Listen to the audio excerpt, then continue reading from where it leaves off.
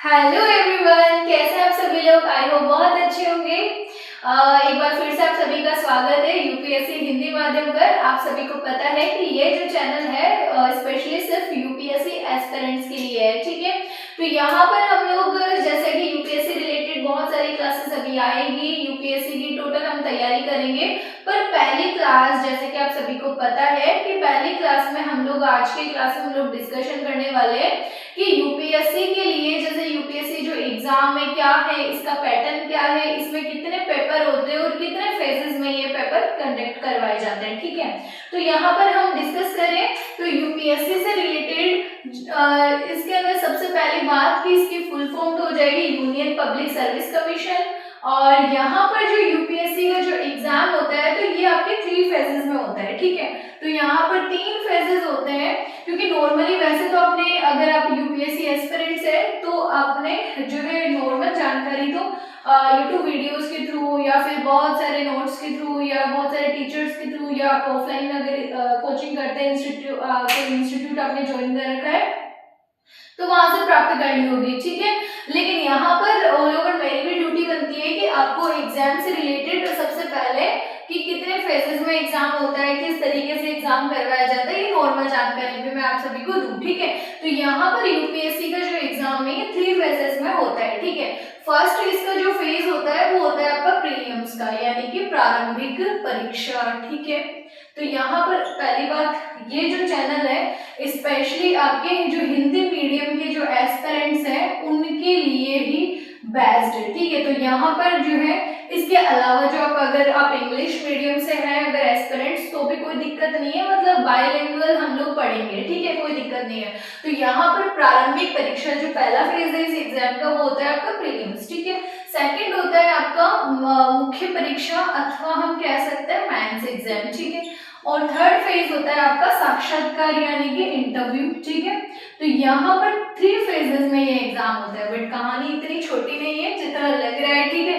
तो यहाँ पर जो प्रारंभिक परीक्षा है इसमें भी आपके 2 पेपर होते हैं, डिवाइड कर देते हैं हम 2 पार्ट्स में। एक होता है आपका पेपर 1 और एक होता है आपका पेपर 2, ठीक है।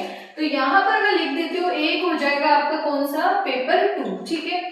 पेपर 1 होता है आपका जीएस का, यानी कि जनरल स्टडीज से रिलेटेड कुछ टॉपिक्स होते हैं, जैसे आपका इंटरनेशनल रिलेशंस हो गया, पॉलिटी हो गया, हिस्ट्री हो गया, ज्योग्राफी हो गया, इकोनॉमिक्स हो गया, सोशियोलॉजी हो गया, साइंस एंड टेक्नोलॉजी हो गया, ठीक है। इसके अलावा आर्ट एंड कल्चर हो गया, ठीक है। और बहुत सारे और करंट अफेयर्स से रिलेटेड इश्यूज हो गए, तो ये आपका टोटल जीएस के अंदर आ जाएगा, ठीक है।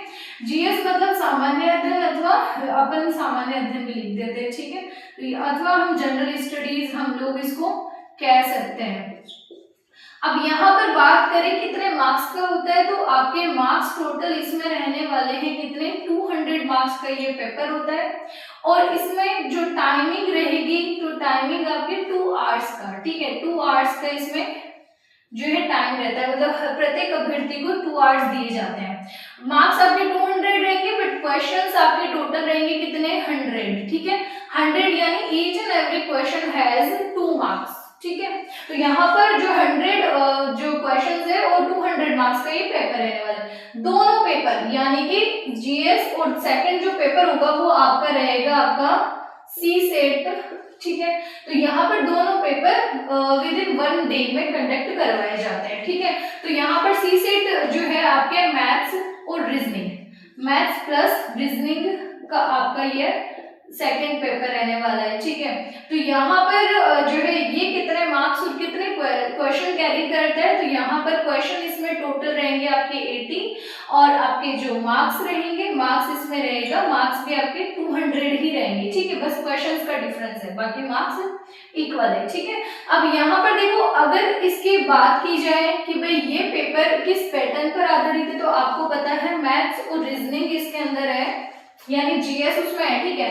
तो यहाँ पर आपको पता ही है कि यूपीएससी की जो तैयारी करते हैं या फिर इस एग्जाम में परीक्षा में बैठने वाले जो अभ्यर्थी है वो हर प्रकार के बैकग्राउंड से आते हैं, ठीक है। बैकग्राउंड मीन्स हो गया कि अमीर गरीब नहीं, वही कह सकते हैं, लेकिन बैकग्राउंड मीन्स हो गया कि किसी के पास में ह्यूमैनिटीज रही हुई है ग्रेजुएशन में, बिकॉज ये ग्रेजुएशन बेस्ड एग्जाम है, after graduation you can attempt this exam. So यहाँ पर अगर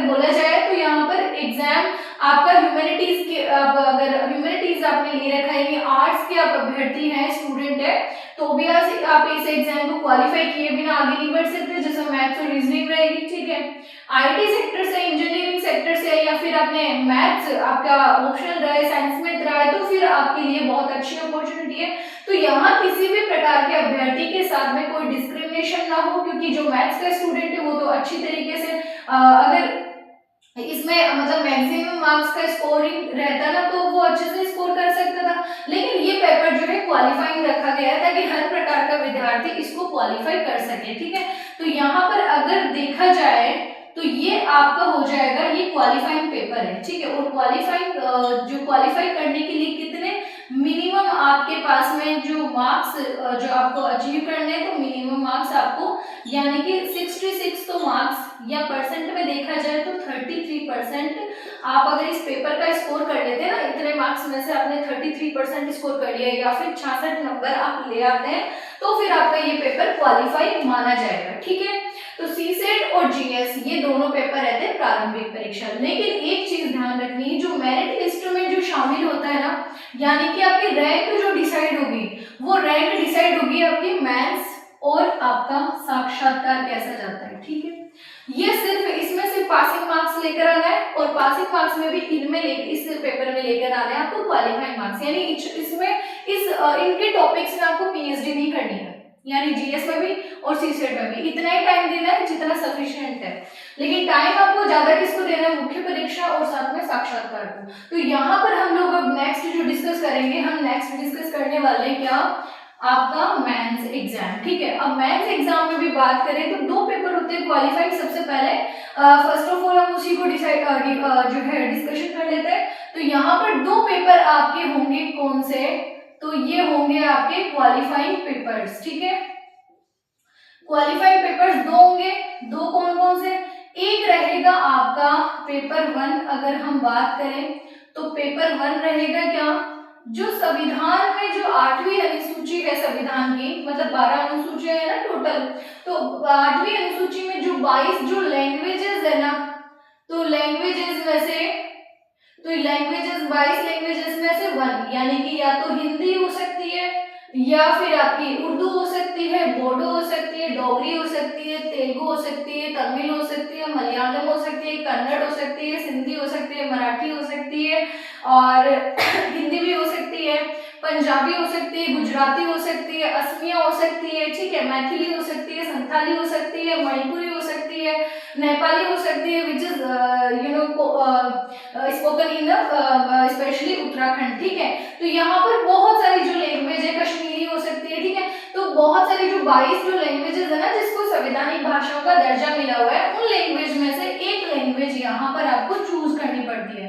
तो नॉर्मली उत्तर भारत के जो अभ्यर्थी हैं वो हिंदी ही चूज करते हैं, ठीक है। सेकंड लैंग्वेज जो रहेगा, यानी सेकंड जो पेपर रहेगा, एक तरीके से ये दोनों पेपर किस पे बेस्ड है, लैंग्वेजेस पे बेस्ड है, जो क्वालिफाइड पेपर है ना। तो यहाँ पर जो है ये दूसरा जो पेपर है आपका रहेगा इंग्लिश लैंग्वेज का, ठीक है भाई। दो लैंग्वेजेस तो आनी आवश्यक है किसको, एक सिविल सर्वेंट को, ठीक है। इंग्लिश इसलिए बिकॉज आईएफएस भी होती है इसमें एक पोस्ट, यानी इंडियन फॉरेन सर्विस। तो आप कभी राजदूत बनकर जाएंगे आफ्टर क्रैकिंग दिस एग्जाम, तो आप आराम से इंग्लिश में कम्युनिकेट कर सके, वहां पर कामकाज अच्छे से कर सके, संभाल सके, ठीक है। इसके अलावा आपको एक राजकाज की या तो भाषा ये वाली चूज कर लेनी, या 22 भाषाओं में से एक भाषा चूज करनी है, ठीक है। दो qualifying paper we have discussed. तो यहाँ पर अगर हम बात करें तो ये जो पेपर 1 है यानी और पेपर 2 है, दोनों आपके कितने कितने मार्क्स के रहेंगे, तो मार्क्स रहेगा आपके 300, और ये भी आपके 300 मार्क्स का रहेगा, ठीक है। टाइम कितना कैरी करना है, यानी कि कितने टाइम में आपको कंप्लीट कर लेना है पेपर, तो 3 आवर्स इसके अंदर है और 3 आवर्स ही इसके अंदर है, ठीक है।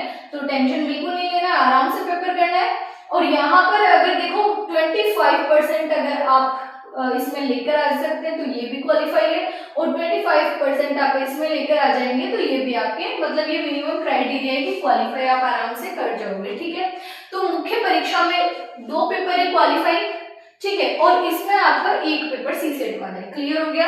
अब यहाँ पर बात करें मेरिट लिस्ट में जो शामिल जो पेपर है ना, उनकी बात कर लेते हैं। मेरिट लिस्ट में शामिल जो पेपर है ना उनकी बात कर लेते हैं, ठीक है। तो यहाँ पर मेरिट लिस्ट में शामिल पेपर की बात करते हैं तो आपका सबसे पहला आता है क्या, पेपर 1, ठीक है।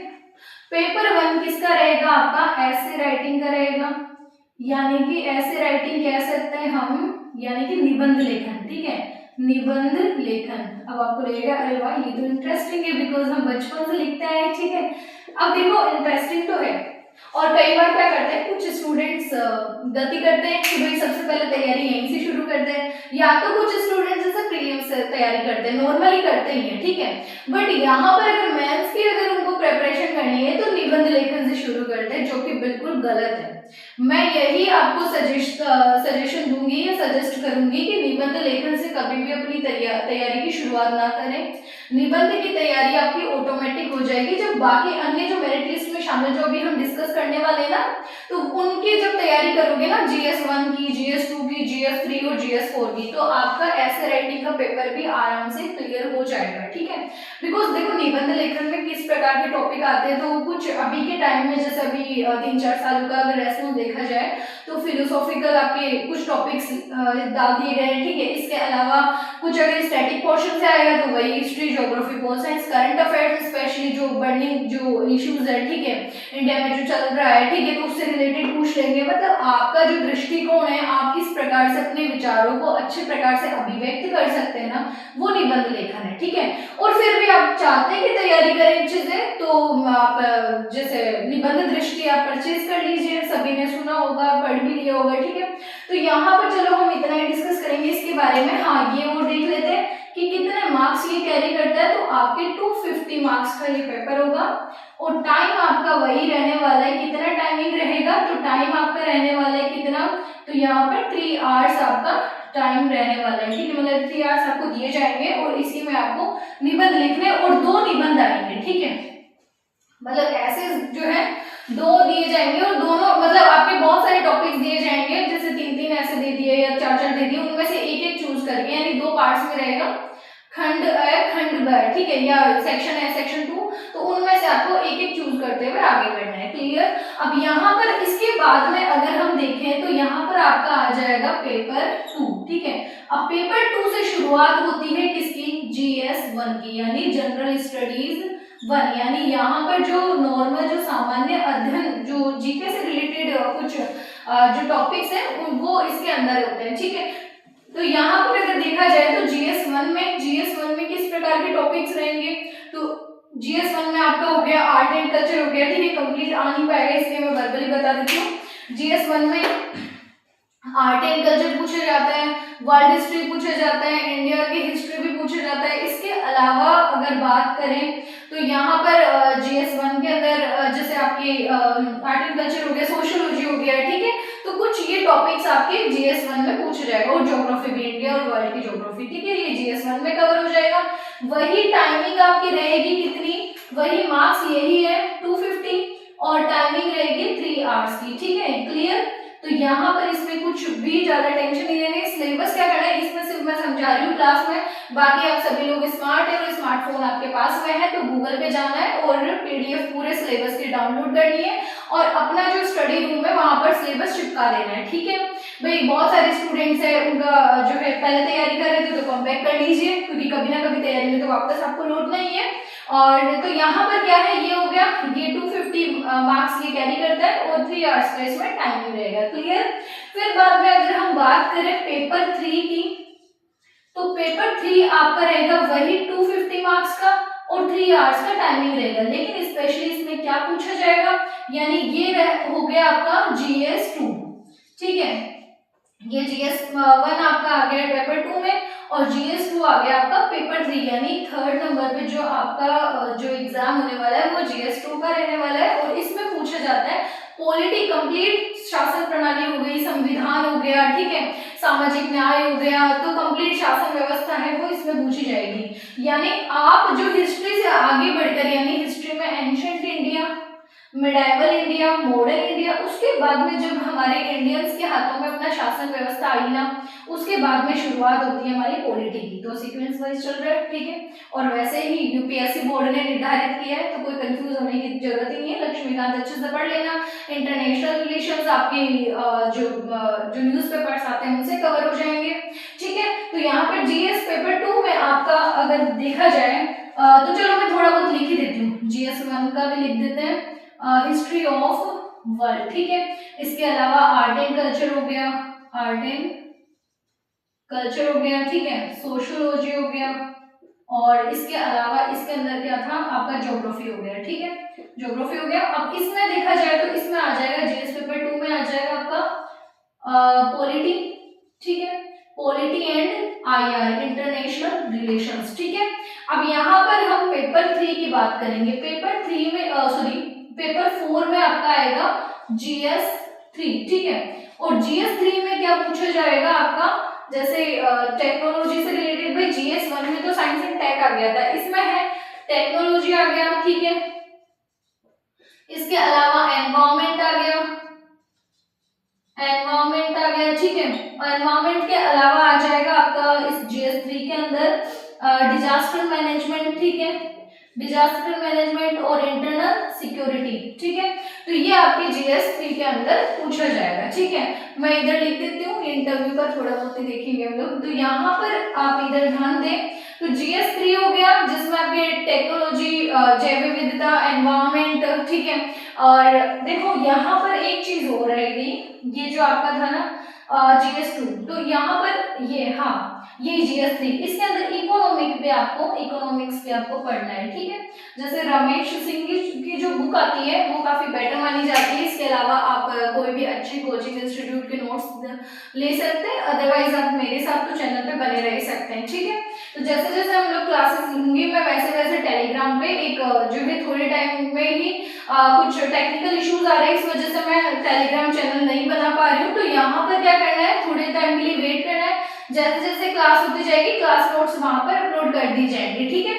तो यहाँ पर ये पेपर 3 हो गया। पेपर 4 की अगर हम लोग बात करें तो पेपर 4 में आ जाएगा आपका क्या, जीएस 4, ठीक है।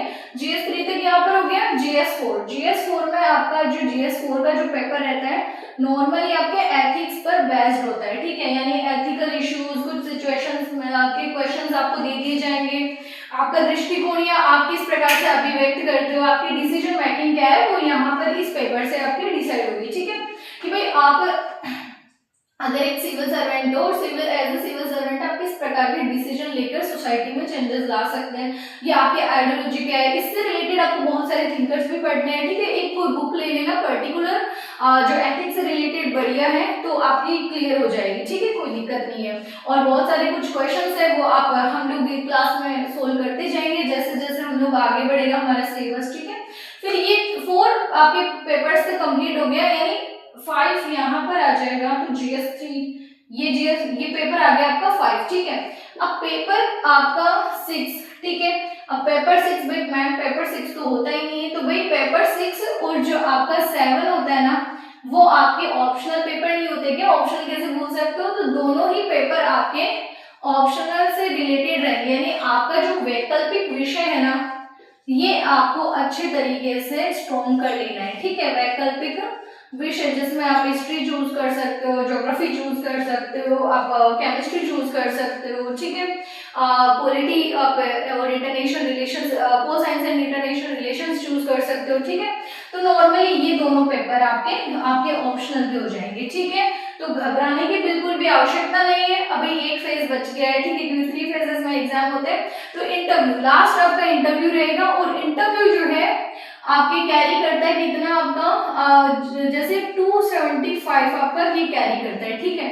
और इंटरव्यू में जैसे आप अपने आप को अभिव्यक्ति की क्षमता कितनी है, आप अपने आप को किस प्रकार से अभिव्यक्त कर सकते हो, ठीक है, आपका व्यक्तित्व किस प्रकार का है, सकारात्मक है, और आप किस प्रकार से अपने आप को आपका दृष्टिकोण क्या है किसी भी पर्टिकुलर सिचुएशन को देखने का, ठीक है।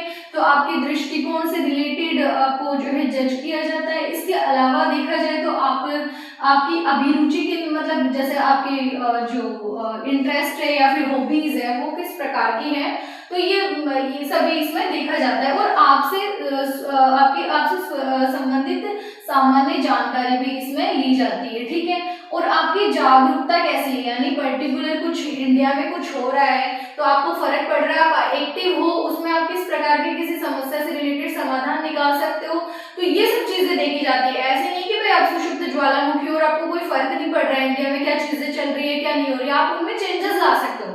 किसी सिचुएशन में पर्टिकुलर अगर आप चेंजेस ला सकते हो तो फिर आपकी जो सामान्य जो जागरूकता है वो भी इसमें देखी जाती है। आपकी बुद्धि का परीक्षण किया जाता है कि आपकी बुद्धि का स्तर किस प्रकार का है, ठीक है। तो बहुत सारी चीजें साक्षात्कार में, इंटरव्यू में जो बोर्ड होता है, कमेटी होती है, वो जज करती है, ठीक है। और उसी पर बेस्ड जैसे आपका मुख्य परीक्षा और आपका साक्षात्कार है, दोनों की मेरिट लिस्ट जो तैयार होती है उसी से आपकी रैंक डिसाइड होती है, ठीक है।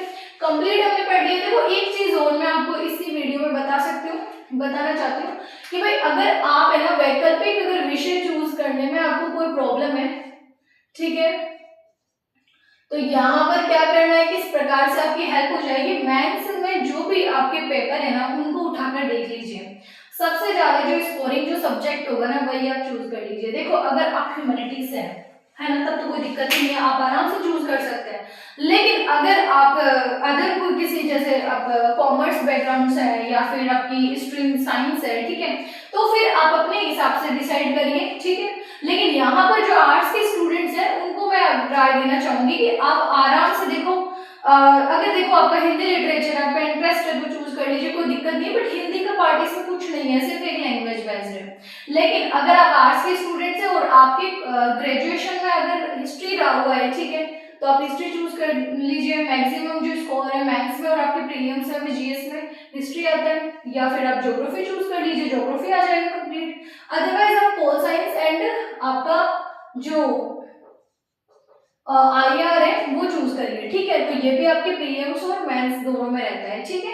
तो कुछ इस प्रकार के आप जो है सब्जेक्ट चूज कर सकते हैं जो आपको मेंस में भी स्कोरिंग रहे और आपके ऑप्शनल में भी आपके लिए हेल्प कर सके, ठीक है। तो आज की क्लास में तो स्टूडेंट्स इतना ही, स्क्रीनशॉट आप ले सकते हैं। अदरवाइज जो है 1-2 दिनों में ही जो है टेलीग्राम की समस्या भी सोल्व हो जाएगी और एक चैनल पर्टिकुलर बना दिया जाएगा सभी एस्पिरेंट्स के लिए, वहां पर आप क्लास नोट्स ले सकते हैं, ठीक है। पीडीएफ अपलोड कर दी जाएगी। तो चैनल को सब्सक्राइब कर लेना है और वीडियो को लाइक कर देना है और अपने सिबलिंग्स और फ्रेंड्स के साथ में ये क्लास शेयर कर देनी है। धन्यवाद।